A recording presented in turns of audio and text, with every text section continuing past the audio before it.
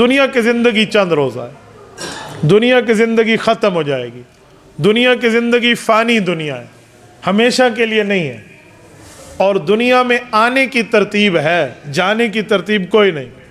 آنے کا مطلب پہلے دادا ہے، پھر والد ہے، پھر بیٹا ہے، پھر پوتا ہے، لیکن جانے کی ترتیب یہ ہوتی ہے کہ بیٹے پوتے پہلے جا رہے ہوتے ہیں اور والد اور دادا جان بازوں کا زندہ ہوتے ہیں، تو جانے کی ترتیب نہیں ہے۔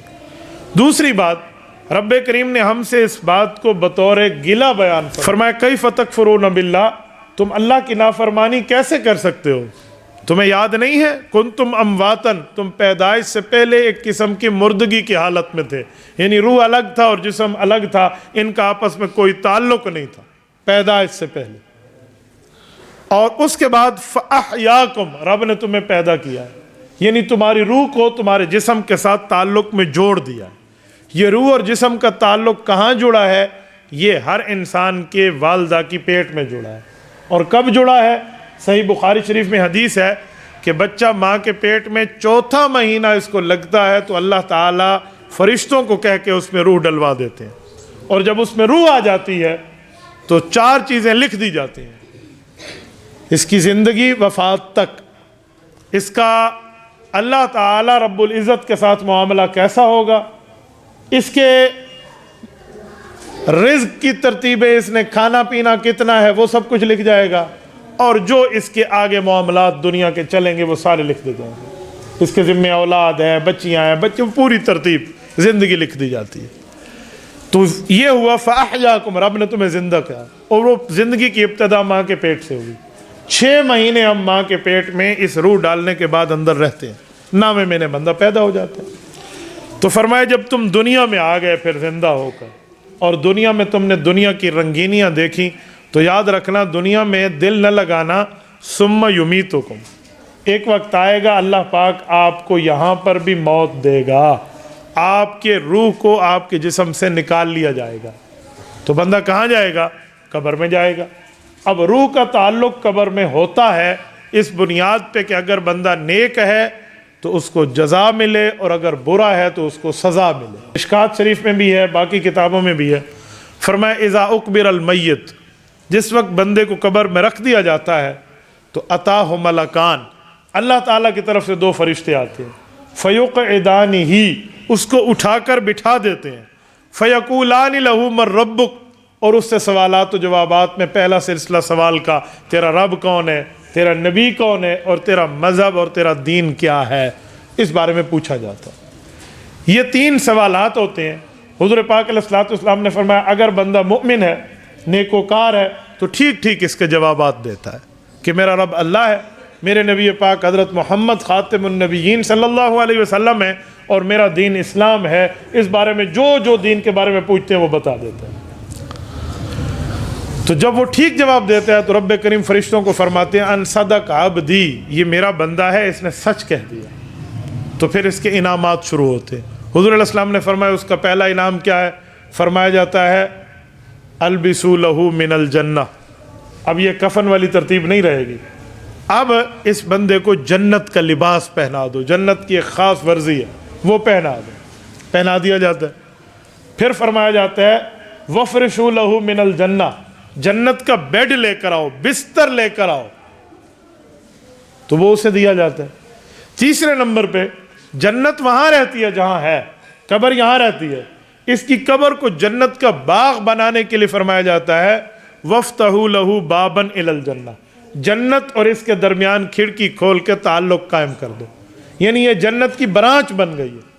حضور پاک نے فرمایا جس وقت کھڑکی کھلتی ہے تو کیا ہوتا ہے؟ فرمایا فَيَأْتِيهِ مِن طِيبِهَا وَرَوْحِهَا، جنت کی خوشبوئیں اور جنت کی اچھائیاں اس طرف منتقل ہو جاتی ہیں۔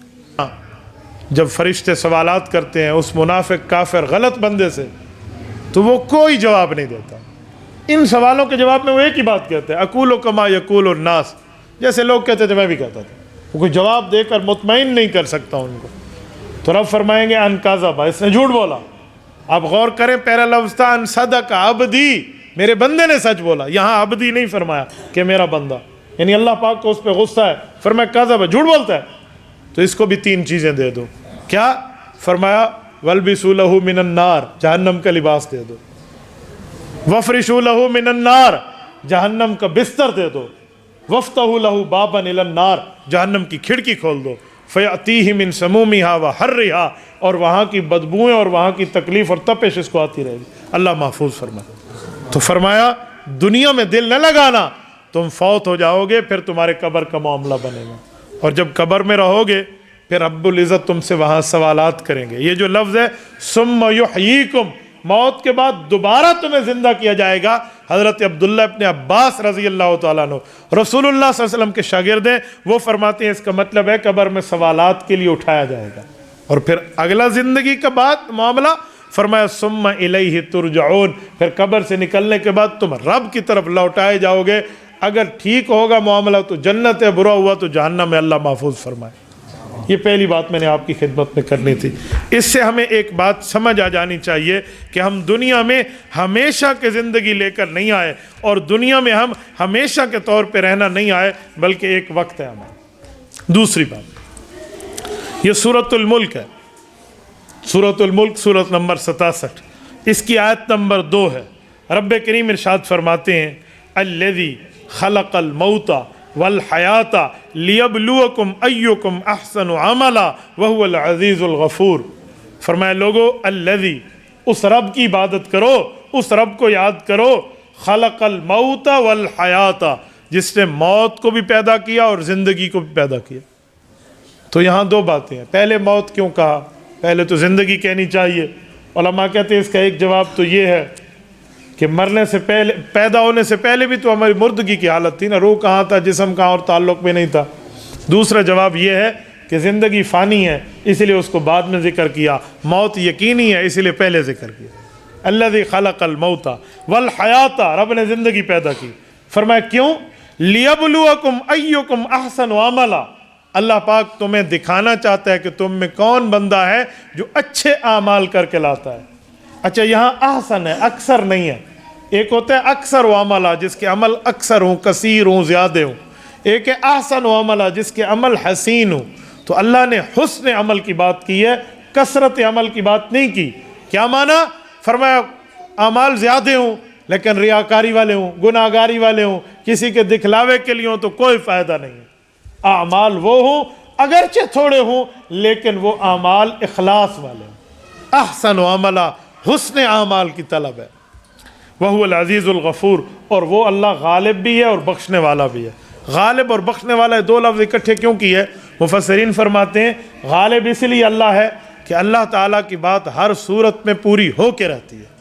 हाँ, तूने फैसला करना है कि मैंने अल्लाह के साथ बात के साथ ठहरना है या शैतान की बात के साथ। क्या मतलब, जैसे हदीस पाक में है ना, क्या बंदे, एक तुम्हारी चाहत है और एक तुम्हारे अल्लाह की चाहत है।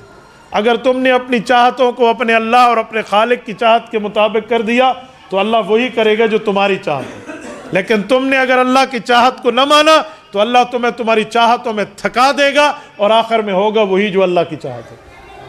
तो यहाँ यही फरमाया वहुवल अज़ीज़, अल्लाह गालिब है।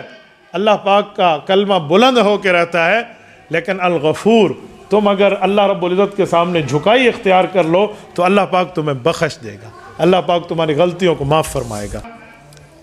हाज़ा यौम ला यंतिक़ून, क़यामत के दिन रब्बे करीम की तरफ से ऐलान होगा, ये वो दिन है ला यंतिक़ून, इस दिन कोई आदमी बोल नहीं सकेगा। क्या माना, बोल नहीं सकेगा का मतलब क्या है? ला यंतिक़ून, बात ही नहीं कर सकेगा। कहते हैं जी हाँ, एक वक्त ऐसा होगा कि कोई बात नहीं कर सकेगा। अंबियाए कराम तो अल्लाह जल्ल शानू की जलाल की वजह से खामोश होंगे, और बाकी लोग अपने जुर्म को देखकर खामोश होंगे। नबी का तो कोई गुनाह नहीं है, नबी तो गुनाहों से पाक है, वो अल्लाह की जलाल की वजह से खामोश है, और बाकी अपने जुर्मों को देखकर अल्लाह महफूज फरमाए। और बोलने की इजाज़त इसको होगी, जैसे रब्बे करीम ने अगली सूरत में फरमाया, वही बोल पाएगा जिसको अल्लाह ताला इजाज़त देगा। ला यतकल्लमून इल्ला मन अज़िन लहुर रहमान, वही बोलेगा जिसको अल्लाह इजाज़त देगा। तो इजाज़त किसको मिलेगी? इजाज़त मुख्तलिफ़ तरह पे मिलेगी। रसूलुल्लाह सल्लल्लाहु अलैहि वसल्लम को तो इजाज़त है, हुज़ूर पाक अलैहिस्सलातु वस्सलाम उम्मत की सिफारिश फरमाएंगे, अल्लाह हम सबको नसीब फरमाए। اور اسی طرح عالم کی سفارش ہے، شہید کی سفارش ہے، مفتی کی سفارش ہے، حافظ کی سفارش ہے، ان سب کی سفارش ہے۔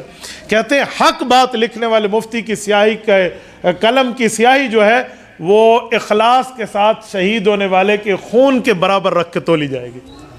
تو ایک ایک چیز کی سفارشیں ہیں، وہ آئیں گی نیکیوں کی بنیاد پہ، باقی معاملات کی بنیاد پہ یہ چیزیں آئیں گی، لیکن اس وقت جب رب اجازت دیں گے، ورنہ شروع میں بول کوئی نہیں سکے گا۔ رب کریم فرماتے ہیں ھذا یوم لا ینطقون۔ اچھا جب یہ عالم ہوگا، اگلی بات ولا یؤذن لهم فیعتذرون، اور ایسی گنجائش کی اجازت بھی ان کے پاس نہیں ہوگی کہ یہ اپنی بات کا بہانہ ڈھونڈ لیں، فیعتذرون عذر پیش کر سکیں۔ اللہ یہ اس وجہ سے کیا تھا، یہ بھی نہیں کہہ پائیں گے۔ کیوں؟ میں اس کی سمجھانے کے لیے آسان مثال دیتا ہوں۔ بندہ بہانے تب کرتا ہے جب بندے کو یقین ہو کہ اس کے پاس پوری معلومات نہیں ہے، ادھر ادھر کی بات کرے گا۔ قیامت کا جو منظر ہوگا نا، تمہارے سامنے فرشتوں کی گواہیاں بھی آ چکی ہوں گی، تمہارے اعمال نامے بھی کھل چکے ہوں گے، سب کچھ آ چکا ہوگا، اور جب تم نے سب کچھ اپنا دیکھ لیا ہوگا تو اب بہانے کی گنجائش ہی نہیں رہے گی۔ فرمایا وَلَا يُؤْذَنُ لَهُمْ فَيَعْتَذِرُونَ، یہ اجازت بھی نہیں ملے گی کہ تم کوئی عذر پیش کر سکو۔ وَيْلٌ يَوْمَئِذٍ لِّلْمُكَذِّبِينَ، قیامت کا یہ دن ان لوگوں کے لیے بہت بڑے خسارے کا باعث ہے جو اللہ تعالیٰ کے دین کو جھٹلانے والے ہیں۔ اچھا جھٹلانے کی بھی دو قسمیں ہیں۔ جھٹلانے کی قسم کو سمجھانے کے لیے کہتا ہوں، آپ حدیث پاک کی کتاب، ہر مسجد میں اس کی تعلیم ہوتی ہے، فضائل اعمال، وہاں پر ایک حدیث پاک آپ اکثر سنتے ہیں۔ حضرت شیخ الحدیث مولانا زکریا رحمۃ اللہ تعالیٰ علیہ نے حدیث پاک ذکر کی ہے، فرمایا سراسر ظلم ہے اس شخص کا فعل کہ جو اللہ کے منادی یعنی مؤذن کی آواز سنے اور وہ نماز کو نہ آئے۔ اللہ کے منادی کی آواز سن کے آنے پہ انکار کر دے، تو انکار دو طرح کا ہے، ایک ہے زبانی انکار ہے کہ میں نماز نہیں پڑھتا، بہت بڑا جرم ہے، اور ایک عملی انکار ہے کہ بندہ اذان بھی سنے اور نماز کا وقت گزر بھی جائے اور اس کے باوجود بھی نماز نہ پڑھے، تو یہ بھی تو نماز کا انکار ہی ہوا نا۔ تو یہاں بھی یہی ہے وَيْلٌ يَوْمَئِذٍ لِّلْمُكَذِّبِينَ، فرمایا دین کو جھٹلانے والوں کے لیے آج کے دن میں بڑی خسارہ ہے۔ جھٹلانے کی بھی دو قسمیں ہیں، زبان سے جھٹلا دیں یا اپنے عمل سے جھٹلا دیں، تو اللہ پاک ہمیں دونوں جھٹلانے سے محفوظ فرمائے۔ اور پھر فرمایا ھذا یوم الفصل جمعناکم والاولین، اللہ اکبر۔ فرمایا لوگو ڈے آف ڈیسیژن، ھذا یوم الفصل، فرمایا یہ فیصلے کا دن ہے، جمعناکم والاولین، میں نے تمہیں اور پچھلی تمام امتوں کے ایک ایک بندے کو یہاں اکٹھا کر دیا، تو لہٰذا آج تمہارا حساب ہوگا۔